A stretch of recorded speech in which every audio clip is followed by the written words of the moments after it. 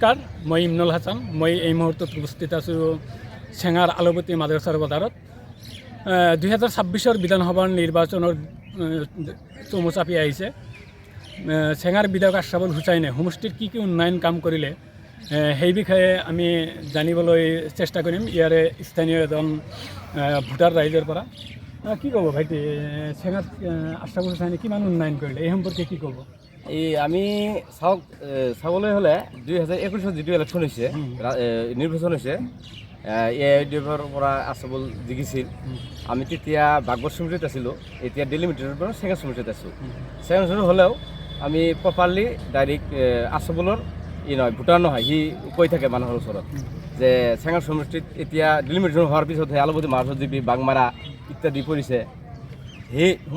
সেই মৰ্মে আমি ক'বলৈ গ'লে 5 বছৰত যিখিনি চালোঁ, চেঙা সমষ্টি আৰু বাগবৰ সমষ্টি নিয়াৰেষ্ট আছিল। আমি বাগবৰ সমষ্টিৰ যিটো আলুপতি মাছ আছে এইটো লাষ্ট পৰে, আৰু চেঙা সমষ্টিৰ খোলাবান্ধা, কাছমাৰা, মহচুৰা আমি ঘূৰিছোঁ। আমাৰ নিয়াৰেষ্ট অঞ্চল, নিয়াৰেষ্ট এৰিয়া দেখিছোঁ ইমানখিনি কাম হোৱা নাই। 5 বছৰত যিমানখিনি হ'ব লাগিছিল 0% হৈছে। আমি ক'ব গ'লে আমি এই কথাটো উত্থাপন কৰিছিলোঁ। তাৰপিছত বেলেগে আমাক কৈছিল যে কি হোৱা নাই তুমি একবাৰ চাই আহিবা। মই বাইক লৈ মই নিজে আমি বাইক লৈ ঘূৰিছিলোঁ, প্ৰেক্টিকেল ফিল্ড গৈছিলোঁ।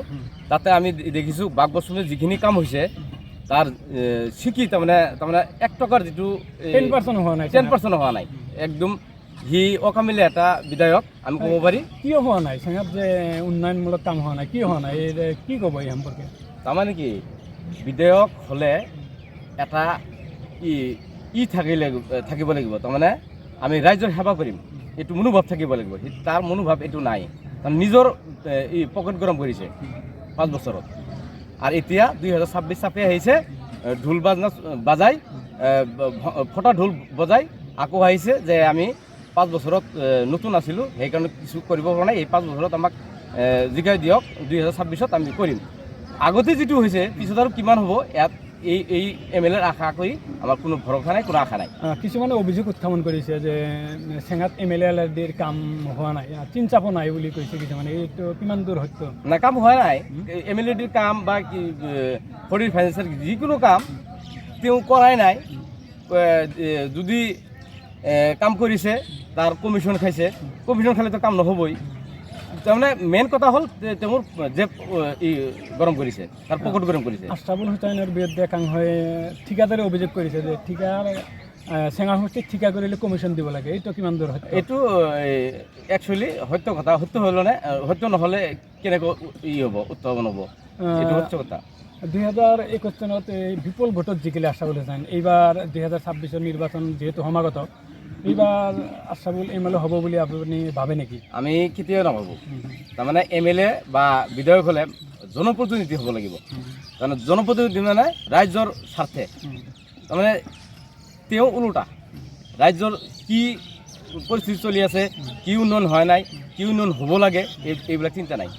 তেওঁ যে নিজৰ পাহাৰ কৰিব, তেওঁৰ জেব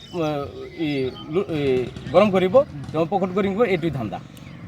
আশ্ৰাবুল হুচাইন কি তেখেতে কেৱল লুটপাট কৰি নিজৰ সম্পত্তি বনাইছে? নিজৰ সম্পত্তি বনাইছে। যদি নিজৰ সম্পত্তি নাবনায়, MLA ফাণ্ডৰ 1 কোটি টকা বছৰত আহে, 5 বছৰত 5 কোটি টকা। 5 কোটি টকাৰ যদি চিকি কাম কৰিলেহেঁতেন, এই খোলাবান্ধা, মহচৰা আৰু কাছমাৰা 3টা জিপিত আমি সদায় যাই থাকোঁ। আমাৰ নিয়াৰেষ্ট হয়, ক'ত কি কৰিছে আপোনালোকে চাওক ইনভেষ্টিগেশ্যনত। চেঙাৰ ৰাস্তা ঘাট সিমান ঠিক নহয়, এই সম্পৰ্কে কি ক'ব? একদম আমাৰ বাগবৰ সমষ্টি আগতে যি আছিল, এতিয়া ডিমিনেশ্যন পৰা চেঙা গৈছোঁ, 2026ত ক্লিয়াৰ হৈ যাব।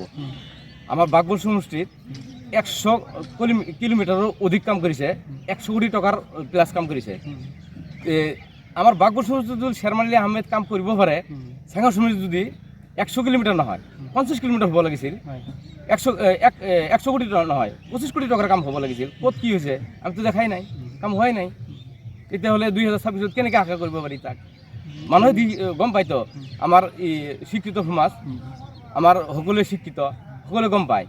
যাৰ দ্বাৰা কাম নহ'ব তাক বনাই কি কৰিম? আমি শুনামতে ৰাইজে ইতিমধ্যে EDF-ক বিদায় দিবলৈ ওলাইছে, এইটো কিমান দূৰ সঁচা? একদম